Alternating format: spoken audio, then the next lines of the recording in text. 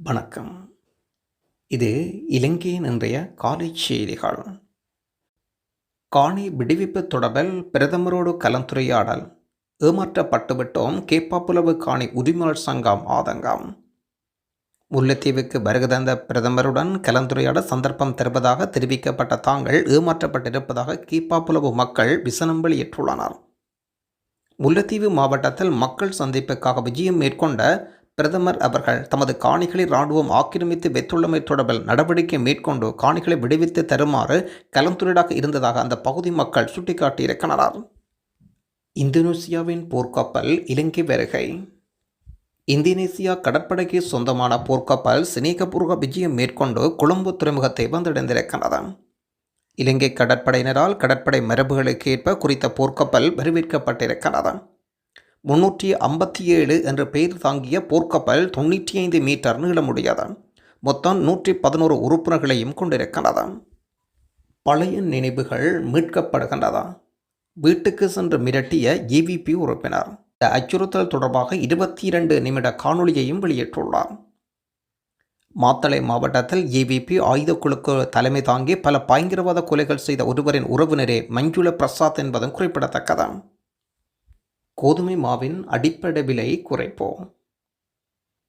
Serendib நிறுவனம் கோதுமை மாவின் விலையை குறைக்க தீர்மானித்துள்ளனர்.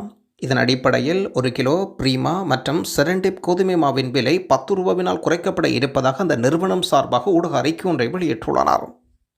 எதிர்க்கட்சி பாராளுமன்ற உறுப்பினர்களுக்கு இடையில் விசேட கலந்துரையாடல். வரவு செலவு திட்டத்துக்கு முன்னதாக எதிர்க்கட்சி தலைவர் சஜித் பிரேமதாச மற்றும் எதிர்க்கட்சியை பிரதிநிதித்துவப்படுத்தும் உறுப்பினர்களுக்கு இடையில் விசேட கலந்துரையாடல் ஒன்று இடம்பெற்றிருக்கிறது. குடிநீர் என்று நினைத்து கல்சியம் நீக்கிய அருந்தியவர் உயிரிழப்பு. யாழ்ப்பாணத்தில் கல்சியம் நீக்கிய அருந்தியர் ஒருவர் சிகிச்சை பலனின்றி உயிரிழந்திருக்கின்றார். திருநெல்வேலி பகுதியைச் சேர்ந்த தாசன் மைக்கேல் என்பவரை உயிரிழந்திருக்கின்றார். குடிநீர் என்று நினைத்து கல்சியம் நீக்கிய தவறுதலாக அறிந்துவிட்டதாக வெள்ளிக்கிழமை யாழ்ப்பாண வைத்தியசாலையில் அனுமதிக்கப்பட்டு சிகிச்சை பெற்று வந்தவரை சிகிச்சை பலனின்றி உயிரிழந்திருக்கின்றார். டொலரின் பெறுமதி 400 ரூபாய். ஏற்பட்டுள்ள பாரிய மாற்றம் தொடர்பில் அனுரவின் அறிவிப்பு. ஆரம்பத்தில் நாங்கள் ஆட்சி பொறுப்பை ஏற்கொண்ட போது இலங்கை ரூபாவுக்கு எதிராக டொலரின் பெறுமதி 400 ரூபாய் உயரும் என்று தவறான பிரச்சாரங்கள் முன்னெடுக்கப்பட்டது. எனினும் தற்பொழுது ரூபாவின் மதிப்பு ஒரு டொலருக்கு 300 ரூபாய் என்று வலுவடைந்திருப்பதாக ஜனாதிபதி அனுர்குமார் திசாநாயக்க அறிவிக்கின்றார்.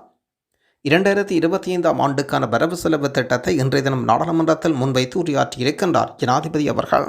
இலங்கை மத்திய வங்கியினால் இன்றைய தினம் வெளியீடு செய்யப்பட்டிருக்கும் நாணய மாற்று விகிதங்களின் பட்டியல். ஆஸ்திரேலியன் டாலர் 192 ரூபாய், கனேடியன் டாலர் 213 ரூபாய், யூரோ ஒன்றின் பெறுமதி 316 ரூபாய், சிங்கப்பூர் டாலர் 225 ரூபாய், ஸ்டேர்லிங் பவுண்ட் 379 ரூபாய், சுவிஸ் பிராங்க் 336 ரூபாய், ஐக்கிய அமெரிக்க டாலர் 299 ரூபாய். தொடர்ந்து மத்திய கிழக்கு நாடுகளுக்குரிய நாணய பெறுமதிகளாக பஹ்ரைன் தினார் 784 ரூபாய், குவைத் தினார் 957 ரூபாய், ஓமான் ரியால் 767 ரூபாய், கட்டார் ரியால் 81 ரூபாய், சவுதி அரேபியா ரியால் 78 ரூபாய், ஐக்கிய அரபு ராச்சியம் திர்ஹம் 80 ரூபாய். சுவிட்சர்லாந்தின் மாகாண சபை தேர்தலில் 4 தமிழர்கள் போட்டியிடுகின்றனர். சுவிட்சர்லாந்தின் சோலோதர் மாகாண சபை தேர்தலில் சோசலிய ஜனநாயக கட்சி சார்பில் 4 ஈழத்தமிழர்கள் போட்டியிடுவதாக தகவல் வெளியிடப்பட்டுள்ளது. எதிர்வரும் மார்ச் மாதம் நடைபெறும் தேர்தலில் பிரதானமாக 4 ஈழத்தமிழர்கள் வேட்பாளராக களமிறங்கப்பட்டுள்ளனர். இந்த நிலையில் குறித்த தேர்தலில் தமிழ் சமூகத்தின் வாக்குகள் முக்கியத்துவம் பெறும் என்றும் தெரிவிக்கப்படுகின்றன. சுவிட்சர்லாந்தின் குடியுரிமை பெற்ற அனைத்து தமிழர்களும் வாக்காளர் அட்டை வீடுகளுக்கு அனுப்பி வைக்கப்பட்டிருப்பதனால் அனைவரும் தங்கள் வாக்குகளை தவறாமல் பயன்படுத்த வேண்டும் என்றும் சொல்லப்படுகிறது. அம்பாறையில் 3 பிள்ளைகளின் தாயை காணவில்லை. 3 பிள்ளைகளின் தாய் 7 நாட்களாக வீடு திரும்பவில்லை என்று உறவுகள் அறிவிக்கின்றனர். அம்பாறை மாவட்டம் சாய்ந்தமரு போலீஸ் பிரிவுக்கு உட்பட்ட புறநகர் பகுதியில் வசிக்கும் 3 பிள்ளைகளின் தாய் கடந்த திங்கட்கிழமை தொடக்கம் காணாமல் போயிருக்கின்றார். குறித்த முறைப்பாட்டின் பிரகாரம் சாய்ந்தமருது போலீஸ் நிலைய பொறுப்பு அதிகாரி தலைமையில் விசாரணை மேற்கொள்ளப்பட்டு வருகிறது. குறித்தவர் காணாமல் சென்ற பெண்ணை மூதூர் பகுதியைச் சேர்ந்த நபர் அழைத்துச் செல்லப்பட்டிருப்பதாகவும் தகவல் வெளியாகியிருக்கிறது.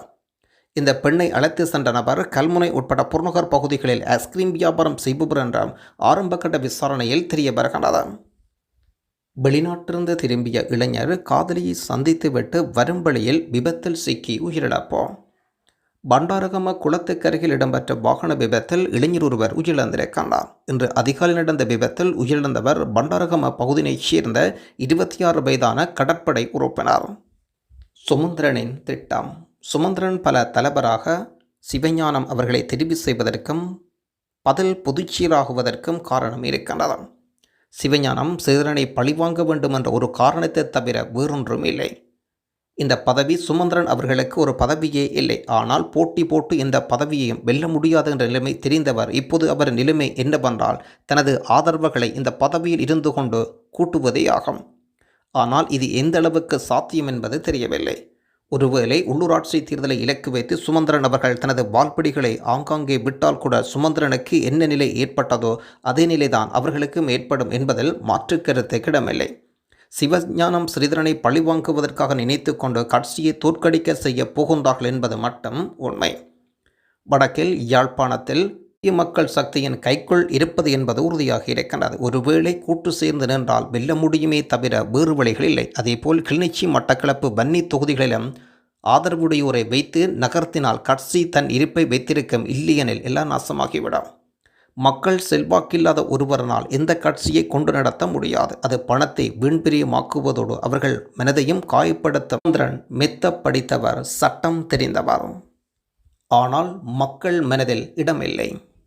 ஏற்கனவே கல்முனையில் மக்களால் விரட்டியடிக்கப்பட்டிருக்கின்றார் சுமந்திரன் என்பதும் குறிப்பிடத்தக்கது.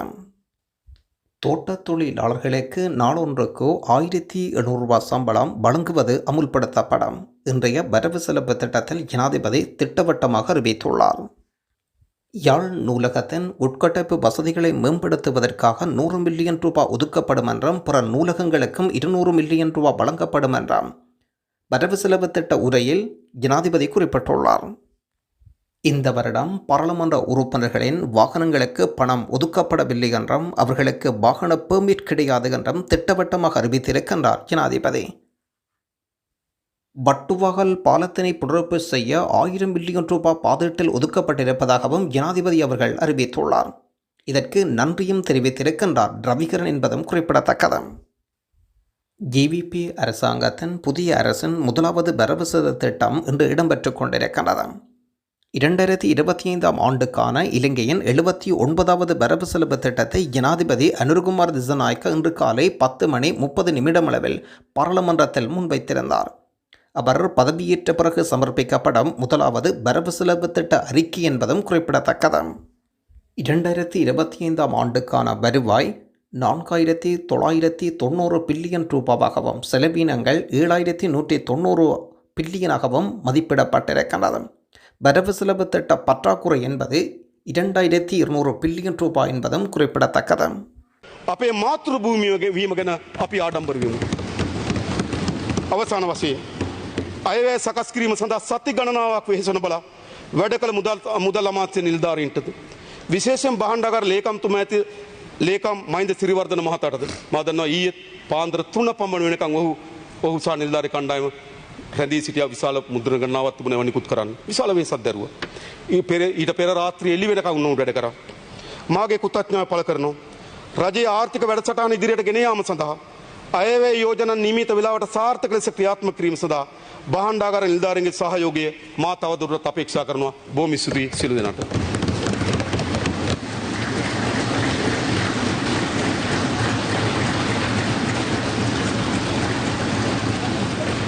කතානායකතුමාගේ නිවේදනය 2025 විසර්ජන පනත් කෙටුම්පතට අදාළව කාරක සභා අවස්ථාවේදී යෝජනා කිරීමට නියමිත සීලුම සංශෝධන 2025 පෙබරවාරි 20 වෙනි බ්‍රහස්පතින්දා අපරභාග 3ට පෙර හෝ ඊට ප්‍රථම පාර්ලිමේන්තුවේ මහලේකම් වෙත බාර දිය යුතු බවට දැනුම් දීමට කැමැත්තෙමි.